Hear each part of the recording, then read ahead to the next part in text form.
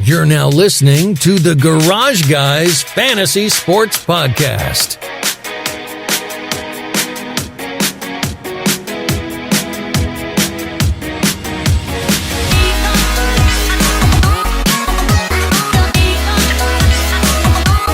Welcome back to the Garage Guys Fantasy Sports Podcast, brought to you by Drip Drop. Drip Drop. Randy's got Drip Drop down there in the background, right there. Drip Drop RS. In my Yeti, too. In the cup. Everybody got the drip. Trio's back. Yes. Big news. The trio's back. It's been a minute for sure. Give us on. I ain't got but one thing to say about that. Yeah? You know what that is? Go for it. Shit! It wouldn't be right without the microphone crack up. He's back. He's back in action. Oh, shit. There we go. That's better. No. But yeah, see, you keep drinking the Drip Drop. That's how Randy gets his patented "oh shit" is because of the Drip Drop, the hydration that he has, and you can get that too by going to dripdrop.com using promo code GarageGuys20. So you want to be able to scream "oh shit," or you just want to stay hydrated. Either way, Drip Drop's got you.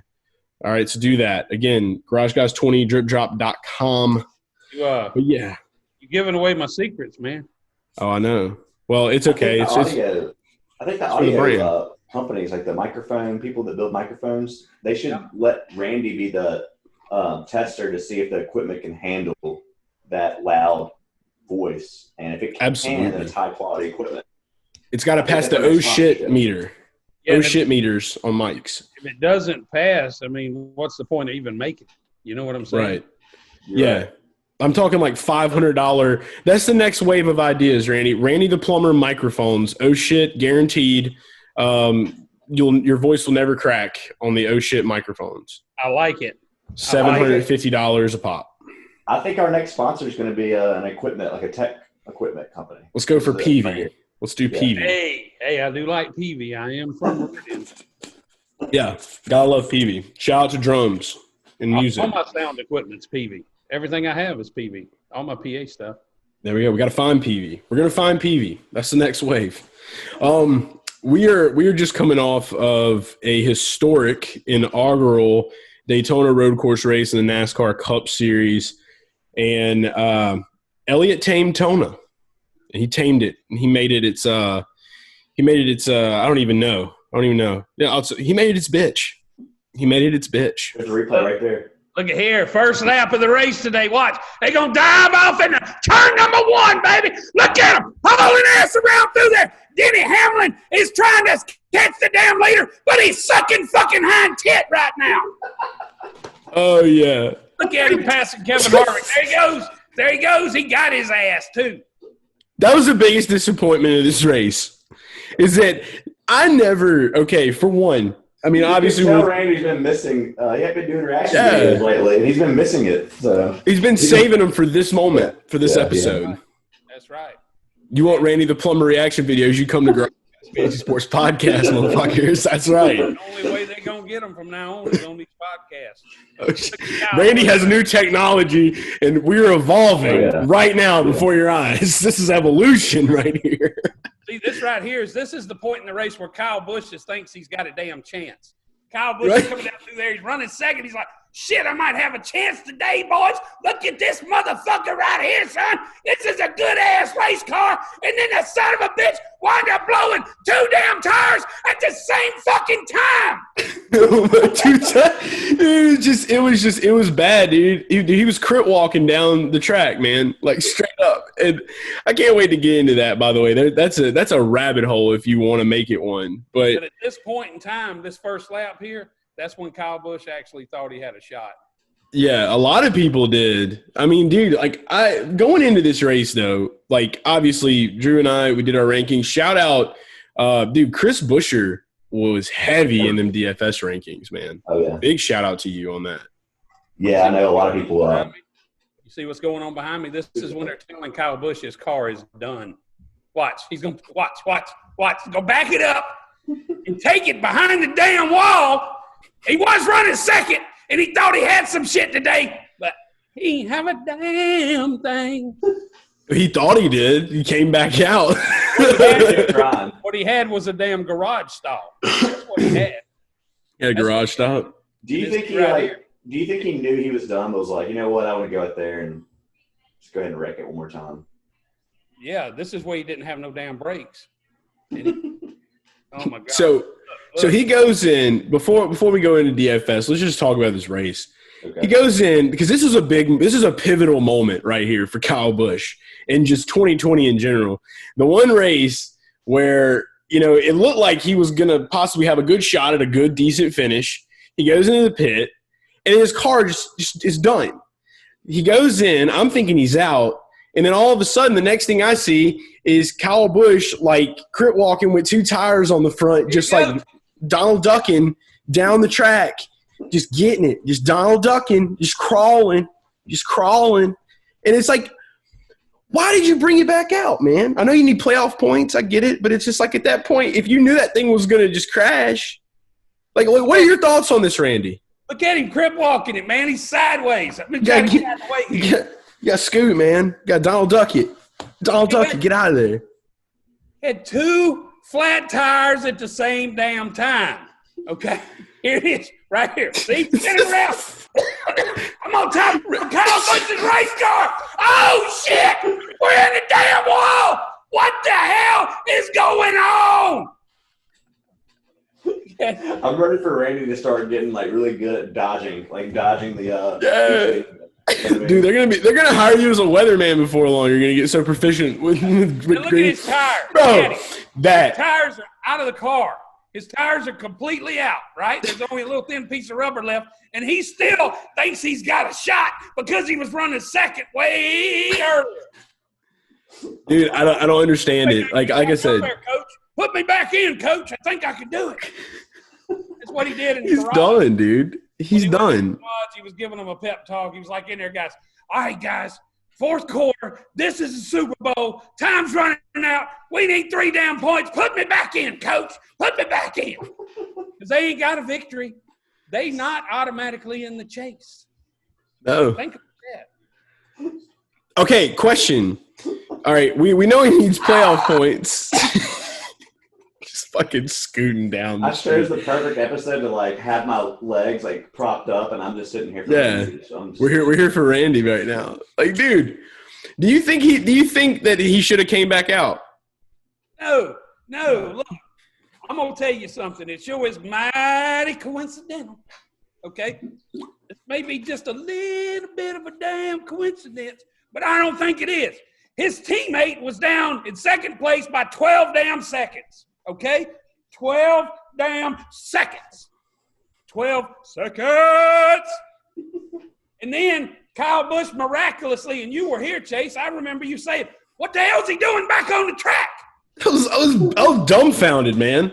And then we saw that caution, and Denny Hamlin caught up 12 seconds, and we knew what he was doing on that track. I know why. I didn't even think he was on the track until the caution came out. I had no clue. Maybe I wasn't. You're just watching this Chase Elliott domination, and then it just cut scene to just Kyle Busch's car fighting for life, dude. Yeah. I mean, that's what happened today. See, here I go again. I'm on Kyle Busch. I'm in the wall, baby. Woo! I should make this a TikTok dance right here or something. That's definitely getting clipped. That's 100% getting clipped. If for all of you that are listening on Apple and Spotify right now, get to YouTube for that one. You don't want to miss that. I don't want to miss it for the world. Can we talk about Truex? Yeah, so that's what I want to get into is just the disappointment. I mean, obviously we're not gonna ignore Chase like NBC did with the press conference afterwards. We're not gonna ignore Chase Elliott by any means, but I do want to talk about how depressing it was for Kevin Harvick and Truex today because those were the 2 guys I built my lineups around. And Truex bounced back decently, I guess, but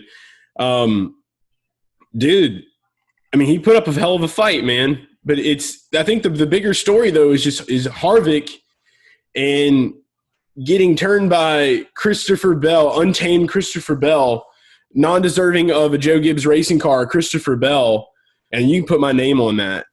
And I hope he comes on the show one day and I'll challenge him.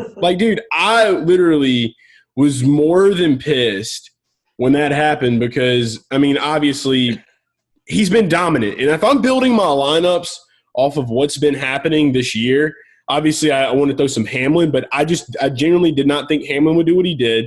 And I thought that Harvick was going to be able to get that separation early on. And it's upsetting as hell he got turned by a rookie driver today.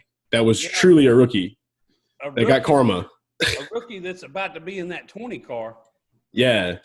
Let's don't forget that. That's a premium ride right there. We all know that. It pisses me off. He's getting the easy route. I mean, like, he's getting it handed to him on a silver platter. Look, yeah. This was one of those deals, though, and I'm going to tell you, this don't happen very often. The last time I think I had the feeling about I didn't know what I was fixing to find or see in a race because we'd never seen laps turned on this track by cup cars, ever. We've seen tons of races at Daytona, but you go putting a squiggly-ass road course through there, and that changes things just a little bit. You know what I'm saying? Big time. We never saw anything like this before, and I didn't know what was going to happen today, and I think the last time I was that clueless about what was going to happen was the inaugural Brickyard 400 in 1994. Shout out to Jeff Gordon. Yeah. But literally, we didn't know what was going to happen there because we'd never run stock cars on the Brickyard before. And, yeah, it was a pretty good race. That one was, and this was a pretty crazy race, stuck. too. I mean, that's the main thing. It stuck around. It's still a huge part of NASCAR now. Yeah. I think this will be, too. I like the road course at Daytona because the 24 hours get to run it. And I always said that. If this road course is so good, because it's obviously the best in the world, if the 24 hours is running on it of Rolex, that's the best track in the world. They would not run unless it was the best track in the world. So evidently it's the best road course in the world for closed wheel racing, okay, because there's not any open wheel racing in the 24 hours that I know of. Is it? I don't think it is. I don't believe so. And it's Daytona, man. It's the center of the racing world in America. And I think it's going to get better. I think that race is going to get better because next time they go to it, people are going to know what the hell's going on. Them guys didn't know what was going to happen when they went down into turn one. They took it easy. Were you also surprised at how calm it was to the first two stages? I thought we were going to see more wild, people spinning out, people getting penalties, people getting in wrecks. I thought it would be more chaotic, personally, for a first time on the track. Cup car. That's exactly what I was about to bring up was the fact that it was very tame compared to the other races, the truck race, the Xfinity race. I guess that just goes to show experience, but apparently too that they got the it's like a slower package was on the car. They had a bigger spoiler, so that changed some things for sure. But they got to watch it, and I mean, honestly, the simulation probably came in huge, especially for a driver like Hamlin that hasn't had the best road course track history ever. So he had to be sitting and running laps on iRacing all week long. But they've been running the hell out of some iRacing. But I'm gonna tell you something, man. I think it's going on, and I've been feeling this for a little while now. The racing. Have y'all noticed that the racing's been a little boring over the last 6 weeks? We noticed you haven't made a lot of videos, so that makes sense. Yeah. We've kind of covered it, Randy. I mean, I feel like Chase has been a little bit more on the opinion of every race is a great race, and I've had some critical feedback towards that, Randy. I've also had some good things to say about it, but I'm somewhere in the middle. I think Chase thinks it's been pretty solid all around, right, Chase? I'm just a fan of NASCAR, though, man. I mean, that's the difference. For me. I am too, but I think I've understood something that's happening. Okay, and it may make sense to you, and it may not. But look, these drivers are going to these tracks. Just take the Daytona for example. Okay, at the Daytona 500 this year, everything was normal, right? Right. Pit road was packed with fans before the race. There's a whole lot going on. There's a whole lot of pomp and circumstance, and I think every element of that pumps those drivers up during that race, okay? I mean, they're signing autographs before they get in the race car. They're getting encouragement from their fans. Nobody's walking up to their favorite driver and saying, I hope you suck today. They're walking up to him and they're going, get out there and win this damn race, son. I'm here. I'm pulling for you. It's already cost me $800 to get to the damn track. I had to buy $200 pit passes to get down here to tell you to win the damn race today. So I'm trying to tell you something, and you better listen. Yeah. They're not getting any of that. None of that Zoom calls. Just tweets and Zoom calls. I love when the face turns the color of the shirt. Yeah. Yeah.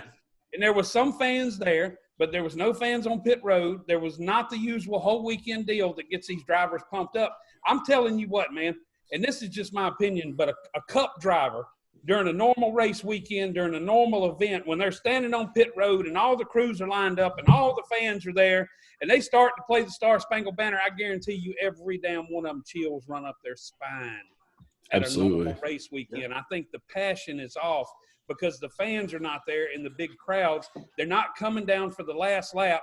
And Clint Boyer and Brad Keselowski and every damn body else at Talladega with 10 damn feet to go, and they're wrecking each other because the fans are there and they want to put on a big-ass show.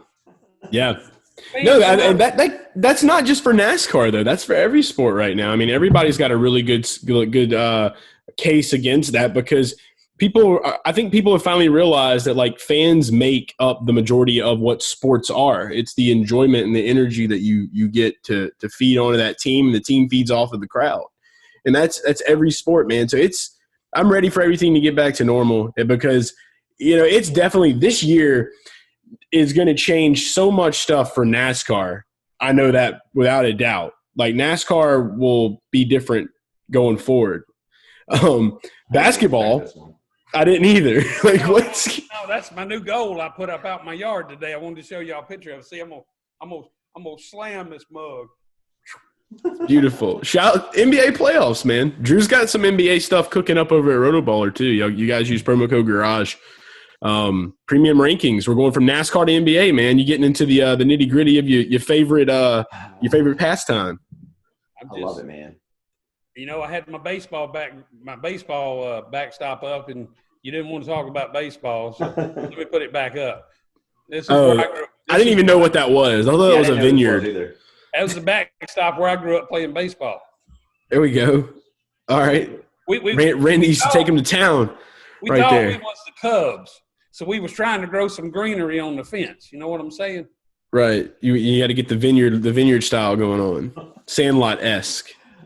We had the Green Monster. Did anybody notice Brad Keselowski straight up miss his turn today?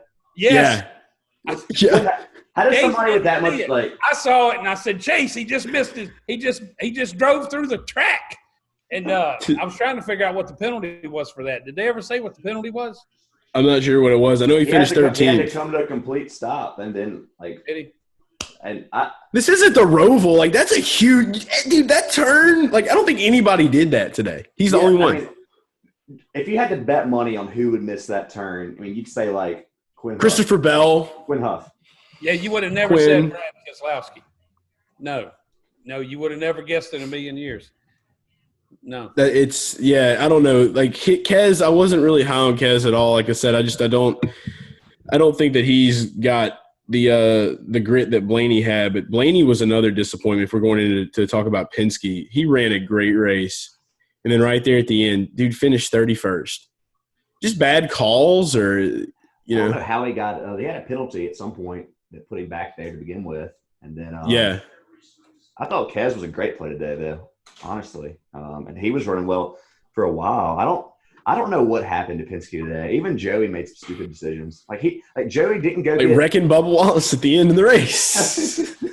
Yeah, but the very first stage, every single car went and got tires, and he just didn't pit after the whole first stage. He's the only one. He put himself down a massive amount. He was confused. That's the call you make at the end of the race, right? Not the beginning. He wasn't in the normal yellow rocket. He was confused. Yeah. He was like, "This isn't my car. What is this? This is Brad's car or Blaney's car." He didn't know what was happening. What about Mike Mack, though? Dude, so definitely got to talk about some of our big hits and our misses, obviously, in DFS. Randy played a little bit today. Randy finished 15th in a tournament today on DraftKings. I sure did. Who'd you have, Randy? Do you remember the lineup? Hold on. He'll get it pulled up. Yeah. But while you're pulling that up, I do got to say, return to the Mac, dude. Return to the Mac in a big way. As great as he was, did not piss you off when he pitted with 6 laps left? It did, because he could have finished out, but at the same time, I'm not pissed off by any means with a top 10 for Michael McDowell. He was great, but dude, he was running with the top dogs up there. He was in third place for a good little minute, dude. And but that just goes to show you. Last week, struck out. It was a hard strikeout for Michael McDowell at Michigan. Bounced back at the road course. Wrote about him. One of my proudest picks that I probably had this week was Michael McDowell by far. Don't ever give up on Mike Mack. Bowman, after going a lap down, also came back strong for us after failing last week. Finished 12th. Shout out to Alex, man. Alex didn't have that great of – I thought it was going to be a disaster in the beginning. Yeah. But whenever he was able to bounce back like that, I was super impressed. Did you get the lineup, Randy? I don't see how to pull it up, but I had Chase Elliott, I had Denny Hamlin, and I had Martin Truex Jr. all in one lineup. So you probably had some punt plays with them. I did. I had I had you had Kaz. You had Kaz. I got him. Yeah, I was like, he's filling in. Kaz Gralla. That track because they just run it today. So I put him in my lineup, and he wound up leading the race. Finished 7th. Yeah, that was why he was. Really I did well on him, and I don't remember who else I had in that lineup. He was the worst play on the board today, and he worked out, which is just insane. Like if Randy would have played 20 lineups and put that dude in 10, he was literally the worst. He by metrics, he was the worst play of the day.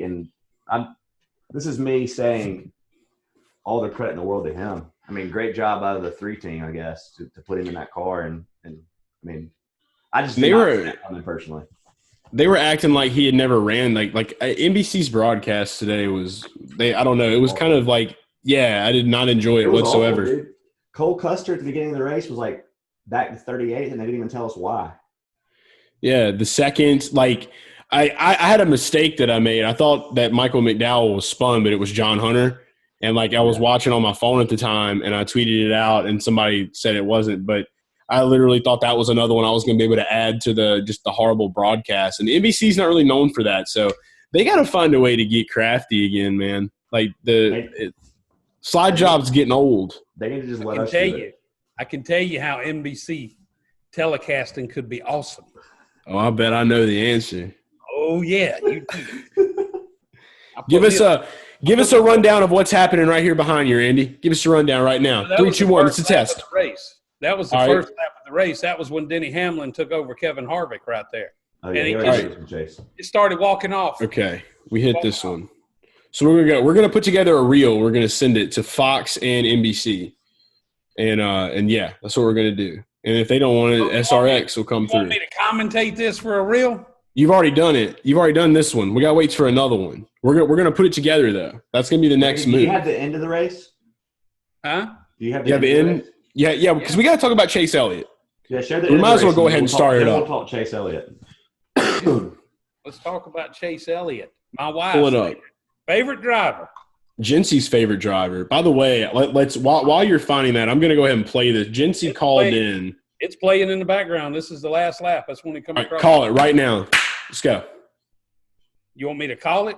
Yep, call it. Chase This is for NBC. Dives off into turn 1. Denny Hamlin thinks he's got a shot. He's breathing down his ass, but I don't think he's going to get anywhere. Chase Elliott showed him what's up. Chase Elliott's the class of the field today, boys. You ain't going to catch him. At one point in time, he had a 12-second lead until Kyle Busch, Denny Hamlin's teammate, decided to call a caution. We know what's up there, because that put Denny Hamlin up there within striking distance. But he fought, he failed, and he fumbled. And Chase Elliott is going to come down and win this damn race. And they're going to blow that damn siren in Dawsonville, Georgia tonight, son. Oh, dude, you would be the announcer that drivers would get out of the car and, instead of going to another driver, they'd be coming to the booth because they would just be, so pissed off because of the way you called stuff if they were trying to have a competitive edge. And I would be all here for it. I'd hire you a bodyguard. We just get you. I'm imagining them getting out and headbutting something like the wrestlers do. And they have blood coming down, the fake blood, but it's real blood because they're just pumped up. I imagine Randy on pit road after a race, just be before a driver can even catch their breath, get out of the car. How does it feel to suck shit? Right here, in the window. That's the shit that I want. That's hilarious. That would be beautiful to watch. Yeah. It would be. That wasn't a bad call, though. Dale, I'm going to have to get that to Dale Jr.'s people. He'll get with our people. We'll get with their people, and then we'll just bounce it back and forth. Hey, who is it that does the watermelon, the sledgehammer? Is that Ross Chastain? That is Chastain, yeah. Yeah. I would love a Ross Chastain, Randy the Plumber in Victory Lane. Yeah, Victory Lane, like literally doing the watermelon crawl, like bring in some like props from like a watermelon farm. Oh, yeah. Like bring a pickup truck in the back full of watermelons. Dude, just like go all out. Like that's – Ross Chastain, Victory Lane's epic. Maybe come in 2023. Who knows? But I said it earlier in the season, did I not? That this was Chase Elliott's breakout year. You did. But this is a road course race, and I have to play this before we go further, before I forget, because Jency would probably strangle me after the day she's had. Chase Elliott fans are nuts, dude, and I figured that out today. Yeah, they are. They are. Like, dude. Like another level, man. All right, so let's play this. Here's Jency calling in to celebrate her man's Chase Elliott winning the race. What do we think? Chase Elliott got the win today at the Daytona Road Course. And I don't know about y'all, but I'm going to be pulling up to Hooters tomorrow afternoon, and I'm going to be getting my free 10 wings with the purchase of 10 wings. So what about that, Chase? I guess he's not Bill's boy anymore. Peace out, fam. He's still Bill's boy. Yeah, technically, he's Bill's son. He's Bill Elliott's son, technically. Jensen, don't be getting no big head about one little old win. Talking about, it ain't Bill's boy no more. He's Chase Elliott. Now, I'm going to tell you something. He's still Bill's boy until he breaks out and wins about 8 more this damn year. I don't want to hear no more of that silly shit no more. Still Bill Elliott's son. Look, yeah, look, I got to say this much, okay? This is when I became not enthused with the Chase Elliott wins. Now, look, not taking anything away from him at all. Like, I talked about him. I said what I said about him a couple weeks ago on the show. I came back already and said he's not a horrible racer, but it's been a bad season. The team's had issues. Look, he Babe Ruth this track today. Like, he did some historical shit. He deserves all the credit. I gave him all the credit. And everybody – that is a NASCAR fan should be in awe of the performance that he put on. And that is hands down the best way that I could put that. Did you see what he said after the race? He was like, I didn't even feel like – he said he didn't feel like he did anything special and that his car was just the best. Yeah, so but that's what champions do when it comes to their dominant territory. A road course is Chase Elliott's territory. I agree. That's his land. Now, I took that as a cryptic way, too, because they did cut the broadcast. They still did a post-race, but it didn't get out there. I personally would have loved to see him have that moment on national television. I get there was a lightning delay. Can't really do much about that. But at the same time, it's like, it's just an incredible thing that he did. That's all I really have to say about it. Like, and he is still Bill's boy, and we will see how he does with this momentum moving forward. I personally don't think that this is going to be a game-changing thing on ovals by any means, but hopefully he can use this momentum going forward. He's growing out a hell of a beard, by the way. Is that his third win or second? That is his – I want to say it's his third win of the season. I think he's having a good year, man. 3 wins, dude. You can't knock that. I mean, I just think it's not been – like you said, it's not been the well-rounded – year on all types of tracks. The championship year. It hasn't been a Hamlin or a Harvick year. That's what everybody wants. They want him in Hamlin or Harvick's position. That's what people want. Dominating races left and right. But he's probably going to get there. Look, we talked about it on the last episode. I mean, he's probably been the third best car this year. And it used to be Blaney until he's kind of had some bad finishes lately. But Blaney was the unlucky boy until this. Now Blaney's just been doing bad. I don't know. Stuff happens, man. These seasons are long and grueling. That's the thing is when bad luck starts, it just seems to snowball. You're right. It is feared us for Kyle Busch and DFS. Can't even think about it. You hear them late in the year, and when they've been having a bad streak, they say, we're just wanting to get to Daytona next year. And start this thing over with because Daytona sets the mood. Okay, it does. It's just what it is. When you go out there and win the Daytona 500, you are typically fixing to have a really good year, and that's exactly what happened to Denny Hamlin. when you start out by winning the Daytona 500, you usually have a pretty solid year. So, absolutely. Does anybody know why they're doing Road Course Daytona and then Dover doubleheader and then Daytona? I think it's just how it kind of fell on the schedule. Like, I mean, they wanted to be able to switch some things up. Yeah. I thought they would run Daytona the weekend after. It would make more sense, but maybe I'm just too simple-minded. I don't know. Hold on. I feel no, they don't have the right cars down there for Daytona. But couldn't they road course to oval? Couldn't they get the equipment there? Like, I mean, like basically couldn't the it's not really how it works. It's the flow of the shop and everything. If you go to Daytona and then you go to Daytona the next week, it kind of really puts I don't know, it messes up their mojo. Yeah. And there's no way right now with how things are that they would be able to – I mean, obviously they have a backup or whatnot with them, but it's something happens at a road course race and then you got to go to a backup and then you got to use your car that you prepped for a super speedway on a road course. It's not going to work out too well. Yeah. Packages are different. I just think it would be easy to get your other car there in a week's time. Yeah. Logistic-wise, they're probably just trying to be as economical as possible. So – I mean, that's just the way I look at it. But wouldn't that be the most economical to stay in the same place for 2 weeks? Not logistics-wise, but you still have to run another vehicle to get the other car there for the other stuff, and then you got road crew out there. I don't know. It's just a whole ordeal. I don't mind the way they're doing it. They're giving you a week on with something new. You go back to an intermediate track, and then you come back to one of the biggest super speedway races of the year. I mean, you got Talladega, the 500, and Coca-Cola. Yeah, we get 4 of them. I'm cool with it. I just thought it, like, in my brain, I was like, are they really just going to come right back here in 1 week? And that's exactly what they're going to do. Yeah, and I mean, it's got a lot to do with hotels and everything, too, in the area. There's so much with it. It's got – I mean, you don't want to go to Daytona and have to stay in Daytona for basically 2 weeks. Yeah.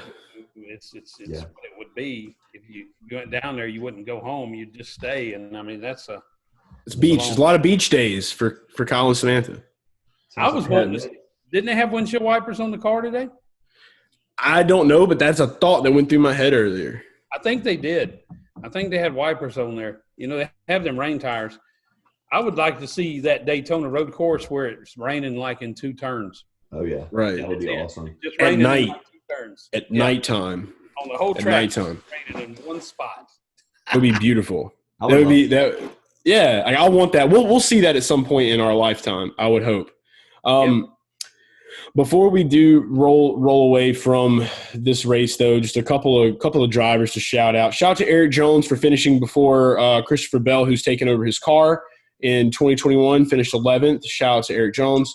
And then also – one of the drivers that I feel like, I mean, obviously Kevin Harvick was one that everybody would kind of be on, but I was kind of dark horse feeling cool about Matt DiBenedetto for this race. He ended up finishing 15th, not really the finish. I thought he would be able to get a little more power out of that, but I guess things just didn't fall into place the way he needed them to. Yeah, I had a piece of my rankings underneath the strategy notes where I wrote that I thought one of Matt, Jimmy Johnson, Kurt Busch would be your dark horse person that could possibly win this. And Jimmy Johnson was there. I mean, he was pretty close. He finished 4th, but he was running 3rd there at the end. I think he finished 4th. Jimmy finished 4th behind Truex, and then Clint Bowyer finished 6th. He was my dark horse. Yeah, Bowyer, Jimmy. I had him in a couple of lineups too. Clint's established, man. I think that I don't remember what the ownership percentage of him was. I'm sure it had to be decent, but yeah, he was one of those plays. I mean, I look at him and look at what he's done, especially at the Roval. He kills, man. He slays. William Byron got a top 10. Yeah. But yeah, glad I didn't write about Kyle Busch. I'll tell you that much.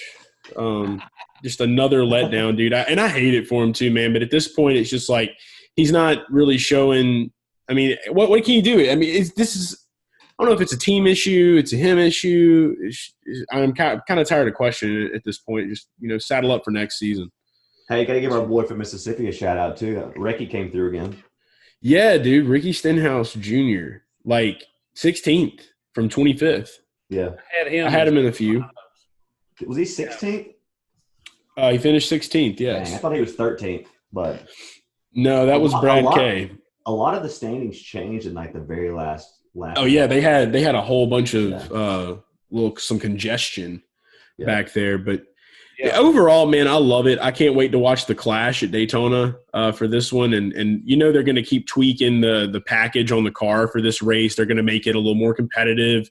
They're going to make it to where we'll probably get a little more action. And now that we're done with the first one, it's awesome that Chase Elliott won this. He made history today. So again, huge shout out to him, and also Jordan Taylor made one of the most incredible videos. And if you don't know who Jordan Taylor is, he races the closed wheel Corvettes, and I'm not sure what series that is, but I know him best for his character Rodney Sandstorm. He basically goes around wearing a Jeff Gordon jacket from the 90s, and he just stomps his foot with half-calf socks on and does music, but he's a racer.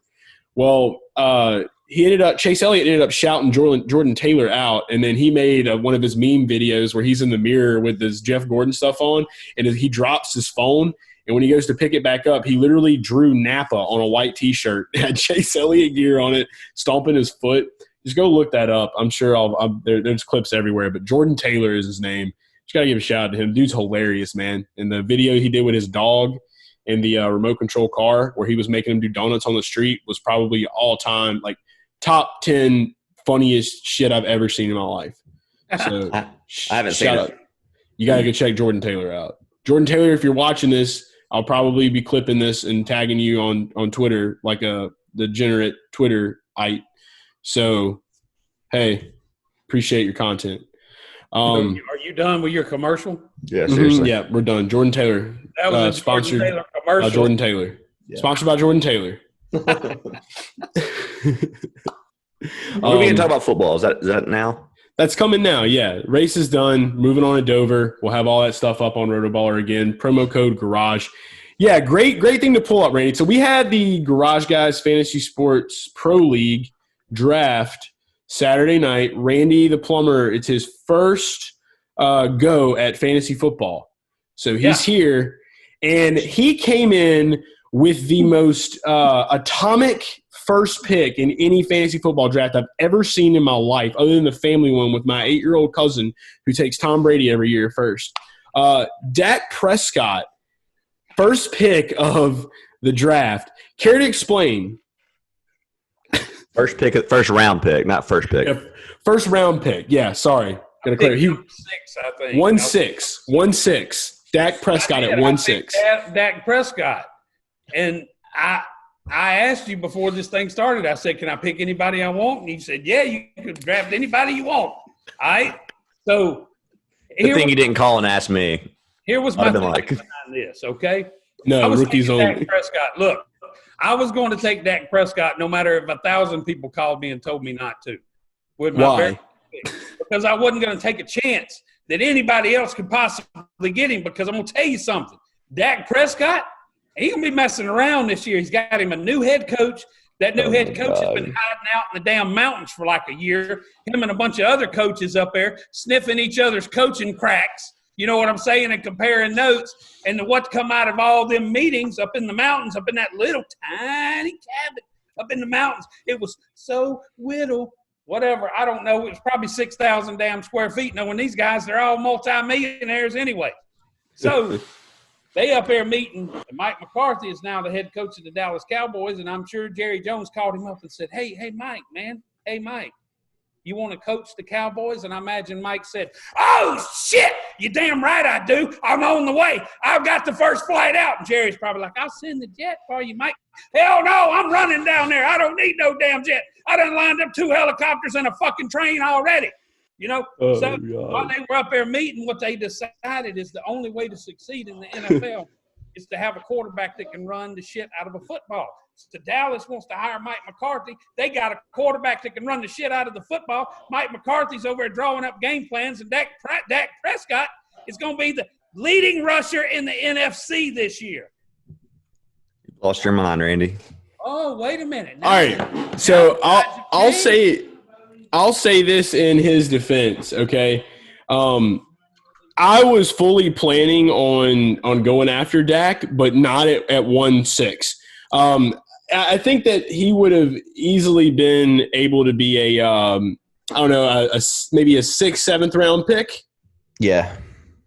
Or he's going to be. I'm high on Dak this season. No, there's nothing wrong with being high on Dak. I want to get into the part where he took Burrow and Tua in the 5th and 6th round. That's the part that blows my mind. So he went. Let me get this straight, Randy. Correct me if I'm wrong. You went Dak, and then in the 2nd round you went Gronk off of retirement, and then you went. Who was the people between that, and then you went Tua and Joe Burrow? I went Burrow and Tua. Yeah, I went Dak Prescott, Gronk, Burrow, Tua. Yep. Gronk, Burrow, Tua. And this is what – Anybody tell you it was like you only need one QB? Or did you just want to do it anyway? Nope. That was probably bad on my part because I was like, yeah, just draft anybody you want to, man. Like I didn't really give him the rundown. Can I draft anybody I want? And he tells me – I've already got Burrow at this point.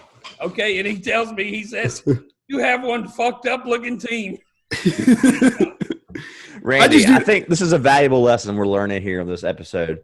When it comes to questions like this, you don't call Chase. You call me. I don't have any questions anymore. Yeah, he knows it all now.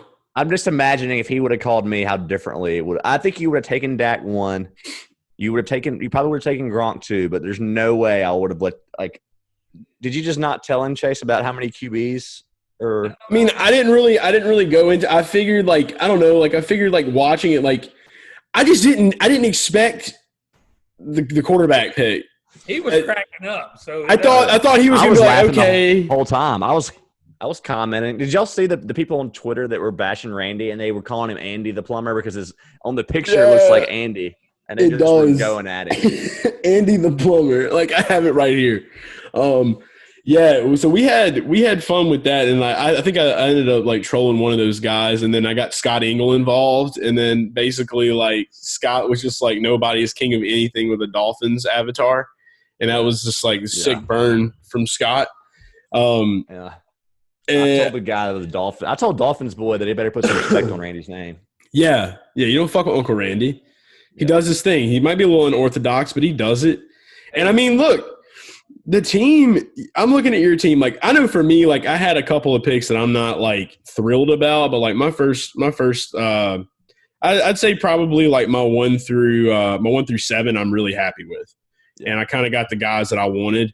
And then after that, it was just kind of a scramble, and there was some guys that I was wanting to reach for, but I was like, you know what, I don't think that this is the right time to pull the trigger. And then obviously they come in, pull the old switcheroo, got an old switcheroo on us here. What do you think about my team? I didn't know what the fuck I was doing, but I'm going to tell you something. I watched the first pick, and I watched the second pick, and the third, and I was number 6. And I'm like, look at these dumbasses. They're not taking a quarterback. What the fuck? They all get – Welcome to the world of fantasy. Every one of them getting a running back, and what a bunch of dumbasses. You know what I'm saying? Oh, my God. Then I took my quarterback, and then I think you were right after me, Chef. I think you were right after me. I was 9 or something. Yeah, he was 2 spots after. You got Derrick Henry the first. Everybody kept taking running backs. And I'm like, okay, what the hell did I do wrong? I got Dak Prescott. I didn't do anything wrong. I got Dak. Dak is Lamar Jackson of 2020. You're not gonna care. You're not gonna care, Andy, but because you took Dak and you're gonna be happy because he's a Bulldog. But the reason why people wait on quarterbacks is because for the most part, all the quarterbacks, the top 10 or so, will score similar. And running backs, there's only a few of them that will score well. So that's why you saw that. And I explained all that to him today, too. Oh, you did? Y'all had this conversation already? Okay. I did. Last night, I thought y'all was a bunch of dumbasses. Yeah. He's up to speed. I got to say, I think the best teams, though, were – so I think I have a playoff team, but as usual, a typical Chef Boy draft, I don't have the sexiest team, but I'm going to have that team that's just solid. But I think Scott Engel's team's really good, and then Howard Bender's team's really good. Yeah, they did really well coming from the 2 and the 10 slots, man. I'm kind of digging Florio's a little bit, except for the Will Fuller pick. But we put him on our permanent ban list, but he is interesting. As much as we said we're never going to play him again, Will Fuller has a high ceiling this year. It's going to be a very interesting year. Shout out to Clay's team for being for the only pick that he made being Cam Newton. And he already had not two an auto QBs, pick. I think. Yeah. What was up Clay. with the QBs? I don't know, man. I'm not a big QB drafter. Like I go in knowing who my guy is, and then I just grab a backup whenever I feel like it's time. I got my guy. I got Josh Allen. I'm pumped about him this season. But looking at the most interesting part of your draft was how, and you got one of the players that I wanted, and I was low-key pissed about it, but I had every opportunity to get him, and I chose to pass him up because I was a little nervous about it. But when you went Devin Singletary, David Montgomery, Matt Breida, and then Zach Moss, I was debating on taking Zach Moss in that round. I ended up taking Tevin Coleman and then realizing McKinnon's back, and I'm like, shit. Yeah. I'm not thrilled about Moss, but I did it because I had Singletary. Yeah, you got the handcuff, dude, and that's going to be a very important handcuff because I'm going to tell you this much. People can say all they want. I really have a good feeling that we may see the Singletary Moss be not as amazing, but similar to Kamara and Ingram from a couple years back.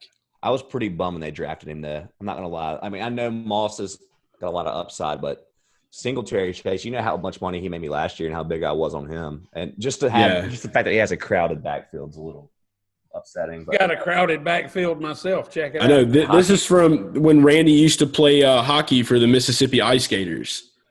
This was it right here. I know you were a hockey athlete, Randy.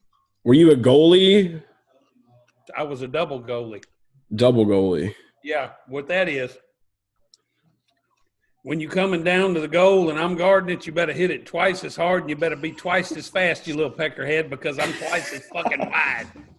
I want to see Randy the Plumber. I'm going to create Randy the Plumber on EA Sports NHL Live. I'm going to make him a goalie for – that's going to be fun. We'll do that. That's the next wave of esports content. We'll create Randy the Plumber in every video game and play him in every video game we can. That's the next wave. You ain't right in the head. We're here for it. But yeah, overall, man, dude, it was fun, man. Fantasy football season's back. It's going to be interesting how we end up juggling everything with NASCAR and stuff. I don't think it's going to be too difficult, but we're definitely going to be having our different streams of content for both sports. So it's going to be cool to have all that stuff back. I was pretty pumped. I got word I'm going to be doing the Sunday premium content, which is a pretty big deal over there. I mean, they got 100 riders, right? And Roto Baller? Yeah. So for football, so you're doing football, basketball, and NASCAR. Yeah. But I'm tapped. I told them, I mean, that's it. No more sports. Yeah. You're in. And they're man, I might do a video. I like this one. Yeah, so that's the other big thing is that wasn't planning on unveiling it, but we're here. If you're unveiling that you might be doing the Fantasy Football Premium, we may be taking the NASCAR DFS preview show, the format of that, to the NFL. That's right, an NFL DFS preview show presented by Roto Baller. We'll just re-announce it again, but I felt like I had to say something because I told people in Slack today. So yeah. Got to. So it's gonna be fun NFL season, and we'll have all that content kind of separated up. So we're gonna be able to be a little more laid back here, and we'll get the heavier stuff on those videos and turn them into podcasts. So it's gonna be good, and then we can also we can either teach people a lesson that it's not a problem to draft Dak Prescott in the first round, or we can bash them for it, which is being done now. But we're still gonna have your back, Randy. I don't doubt that he's going to be bad this season. That's the way I take it, though. Like, when I see other people making fun of him, I'm like, that's not allowed. Only we can on this podcast. I can handle Only Randy the Plumber can come at them. Like, that's what I'm waiting for is the roast videos. This is going to be one of the funnest fantasy football seasons just because I'm so ready to watch Randy roast the people in our league when he does win. If he gets wins, and then just roast fantasy football Twitter, because we've discussed fantasy football Twitter a lot. And now that Randy's entering that territory, I feel like we might be hurting some people's feelings before long. So it's going to be fun to watch. I'm gonna crush their feelings. I can't wait for him to, literally he's going to have that win that knocks somebody out of the playoffs or something. It's going to be epic. I'm gonna be like, oh shit! Get them, make it snappy, make it hot. You know what they're gonna be saying? They're gonna be saying, oh shit! It's just oh shit all year round. You need to change your team name now. If you get all right. You get mad about something, if you get happy about something, if anything happens tomorrow, the next day, your only response to everything is just, oh, shit! And then everybody just looks at you and goes, what the hell just happened? Nothing. Already say it probably 10% more than I did before I met you now. I'm still laughing at I don't know why I found so much humor in the Andy the Plumber thing. Like, everyone thinks they're calling him out. They're just saying Andy the Plumber. Andy the Plumber. That's his alter ego now for football. Andy. Yeah. Andy the Plumber. You're Andy the Plumber in football now. Randy, dress up as put like a button-down shirt or maybe a shirt and tie and be like Randy and Andy side by side. And this is Randy. And then Andy is like glasses on, like look real smart. And then just make fun of fantasy football nerds. I like more of the casino owner look for Andy the Plumber, like bolo tie and cowboy hat with a suit jacket on. Randy, can we please get a video? Can we please get a video of you making fun of the fantasy football nerds? Yeah. Yes. Like that's what like the guy we had on here that I called him out about tweeting 24/7. Yeah, we'll we love you, Jake. I didn't even realize I was doing that, but whatever. I mean, yeah, dude, it was funny. They're not getting my draft picks, okay? Because I literally, this is my first time I ever did this, and all I knew is I wanted Dak Prescott because I wanted him at Mississippi State. Now I want him in my fantasy shit. You know what I'm saying? You're on your own wave. Picking him in the first round next year too. So just going to get used to it. I ain't going nowhere. That's confidence right there. That's him saying he's going to have an MVP season. He's going to outperform Michael Thomas, Derrick Henry. I'll say this. Drafting Dak where you did is absolutely insane. But where you went wrong and what's going to kill you is when you drafted the other two QBs. That's where you needed some other people. That's what's going to hurt you. You could have survived the Dak thing. I showed him the waiver wire today. I showed him how to work the waiver. I showed him how to use the waiver wire. So we're not going to leave him hanging out to dry. Dude, if Gronk goes off, I'm going to love it for you, Randy. If Gronk just has an old Gronk season, 4 years ago season. He's going to. And if Tua comes back and then Joe Burrow's going off and Dak's going off, you have trade value. Big time. Nobody – that's the thing. That you won't have any leverage. You won't have – nobody really wants to spend on QBs. I'm telling you right now. I got Danny Dimes and I have Drew Lock, and I'm not even worried about it. I got that. But you don't know, though. You don't know. Somebody may want to trade depending on how they're performing. Yeah, I got a song for you. I got Dak Prescott. We're going to get draft today. We're going to figure out how to get Dak around these parts. Pissed off. Randy, can I go to an Egg Bowl with you? Because you got no say. Can I go to the Egg Bowl with you, Randy? Hold on. We're going to bring it in time. Yes, there's an Egg Bowl. You might be able to go to it. I don't fucking know. I got Dak Prescott. And it's cloudy as fuck outside. I got Dak Prescott, and I'm fixing to take him for a motherfucking ride. I think that's all we need. I think we're done. It's like the most typical Mississippi State Bulldog. It really is. That was a beautiful song. All right, look, we're going to end the episode right there at that. You guys know where to follow us. Go to @GarageGuysFS on Twitter. Follow me personally @GarageGuyChase. Drew is @Chef BoiRDeen, and Randy is @Randy the Plumber, except exchange the R for a 3.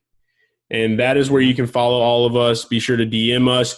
Huge shout out before we go. Huge shout out to Greg Emery, Gregory, Big G.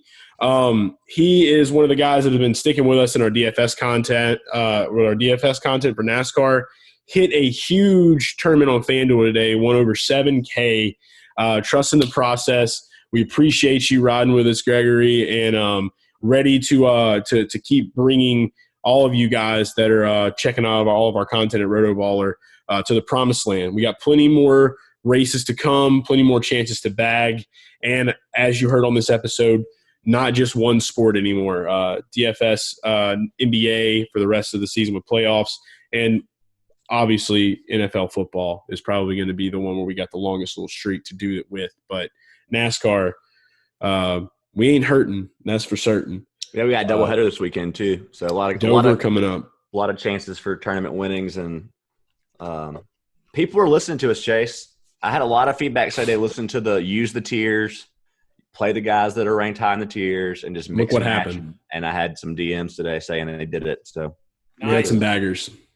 Yeah. Gotta love it. And I took Prescott in the first round because we fucking know. What he hasn't discussed is he secretly called me and he said, "Hey, you ain't never done this shit before, have you?" And I said, "No, I haven't." He said, "Take Dak Prescott 1-6." So I took Dak. And then that's a third-person guy? Everybody started making fun of me. But they don't know what I know. See, that's the thing. I'm going to kick their damn ass with him. They're going to be like, this motherfucker knows some shit. We're getting Randy on SiriusXM Fantasy Sports Radio with Scott or Howard before the end of the season. That's a must. That is a must. I hope they let him on. I'm going to tell him the same thing I told you. Chef told me to do it. All right. That works for me. All right. I'm off the leash. 3 quarterbacks as quickly as possible. I'm just going to start telling everybody that the reason you drafted Dak in the first round is because that's what Drew told you to do, because he was just using his troll boy ways. I'm down with that. All right. Let's do it. We're going to keep the reputation alive. All right. So that's it. Sports, party, repeat. It's the garage guys. It's the garage guys. It's the garage guys. It's the garage guys. It's the garage guys. It's the garage guys. It's the garage guys. It's the garage guys.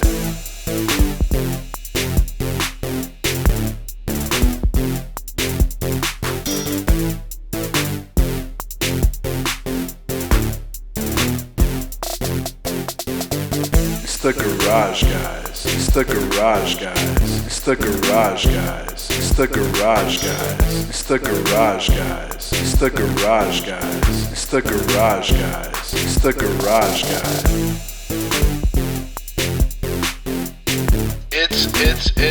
It's the garage guys.